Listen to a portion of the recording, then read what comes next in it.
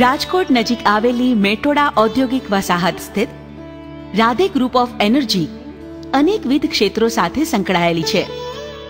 Renewable energy ક્ષેત્રે ક્રાંતિકારી કાર્યો કરનાર આ કંપની હવે corporate farming, castings, food, packaging, import export, infrastructure તથા ફાર્માસ્યુટિકલ્સ જેવા અનેક ક્ષેત્રોમાં પાંખો ફેલાવી ચૂકી છે.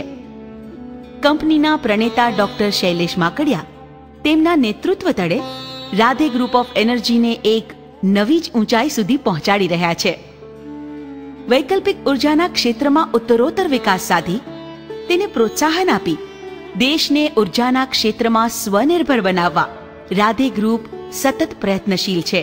તેમના આ નવતર અભિગમના કારણે આયાતી બળતણનો વપરાશ ઘટ્યો છે અને ઘર આંગણે રોજગારીની એક સાયકલ શરૂ થઈ છે.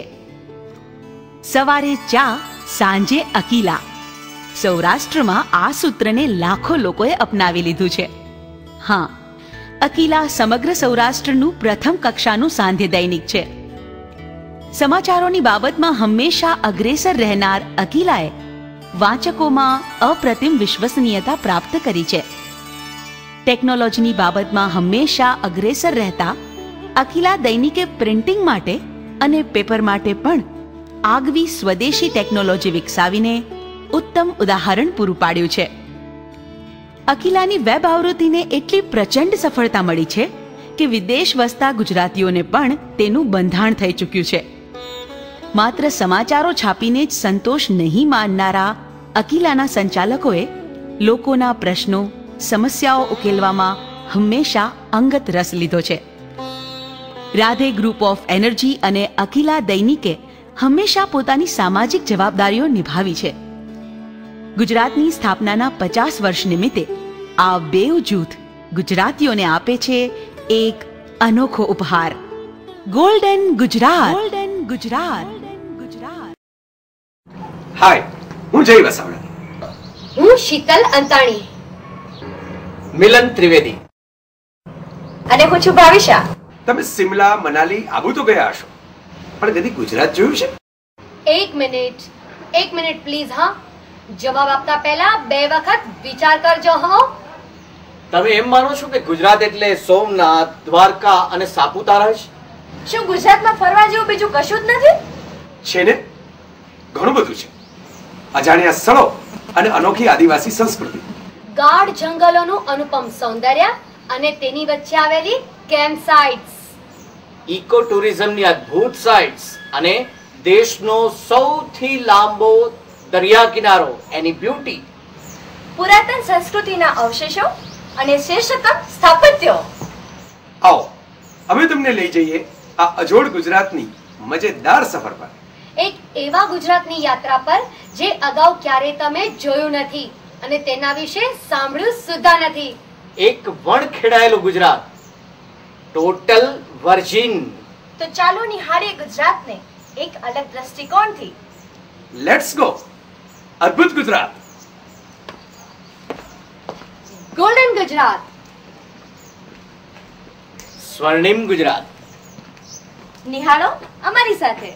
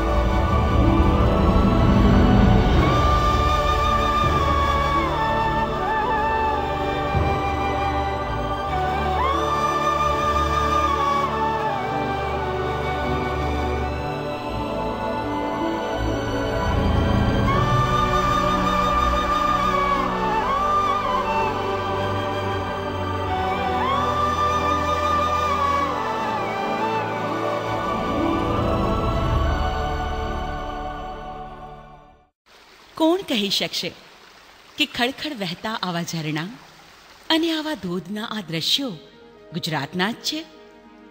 આ વનરાજી, માઇલો સુધી પથરાયેલી આ લીલી જાજમ, આ ઘેઘૂર જંગલો અને એનું આંખ ઠારતું સૌંદર્ય અને આ દુર્લભ પક્ષીઓની મસ્તીભરી ગેલ ગમ્મત.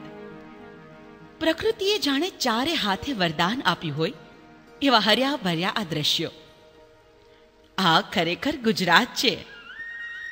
દક્ષિણ ગુજરાતમાં આવેલા જિલ્લા ડાંગમાં આવા દ્રશ્યો સામાન્ય છે.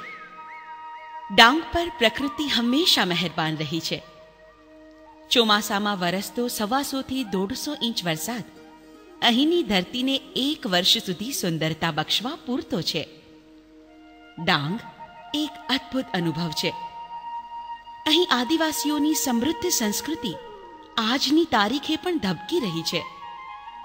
હસ્તકળા અને લોકકળા તથા રીતિ રિવાજોમાં હજુ પરંપરા જળવાઈ રહી છે. ખેતી હજુ અહીં દેશી પદ્ધતિથી જ થાય છે અને કેલ્શિયમથી ભરપૂર નાગલી નામનું અનાજ આજે પણ ડાંગના આદિવાસીઓનો મુખ્ય ખોરાક છે. મહુડો હજુ અહીંનું કલ્પવૃક્ષ ગણાય છે. આલ્કોહોલથી લઈ ખાદ્ય તેલ સુધીની જરૂરિયાતો અહીંના લોકો મહુડા દ્વારા સંતોષે છે. ડાંગનું જિલ્લા મથક તો આહવા છે, પરંતુ મોટા ભાગના લોકો ડાંગને સાપુતારા થકી ઓળખે છે. ઓફિશિયલી કહીએ તો ગુજરાતનું એકમાત્ર હિલ સ્ટેશન. સાપુતારામાં પર્યટકો માટે અનેક આકર્ષણો છે. આખા સાપુતારાને અને તેની આસપાસના સૌંદર્યને આંખોમાં ભરી લેવું હોય તો ઉડન ખટોલા અથવા તો રોપવે છે. અને મન ભરીને અહીંનું વાતાવરણ શ્વાસોમાં ભરી લેવું હોય તો બોટિંગ કે તળાવ જેવી સગવડો પણ છે. મ્યુઝિયમ પણ છે અને સનસેટ પોઈન્ટ પણ છે.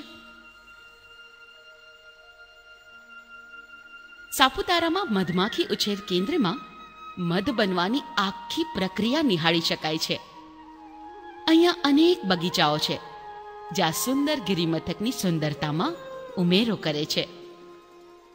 ડાંગનું વાતાવરણ અને તેની ભૌગોલિક પરિસ્થિતિના પ્રતાપે અહીં અનેક જાતના વૃક્ષો અને ઔષધીય વનસ્પતિઓ જોવા મળે છે.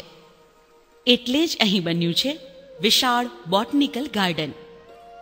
લગભગ 70 એકર જમીનમાં ફેલાયેલા આ અનોખા બગીચામાં જાત જાતના થોરથી માંડીને અનેક ઉપયોગી વનસ્પતિઓના છોડ તથા વૃક્ષો છે. જો કે માનવ નિર્મિત આ લીલોતરી કરતા અનેક ગણું વધુ સૌંદર્ય છે તેની સાવ નજીક આવેલા વાંસદાના નેશનલ પાર્કમાં.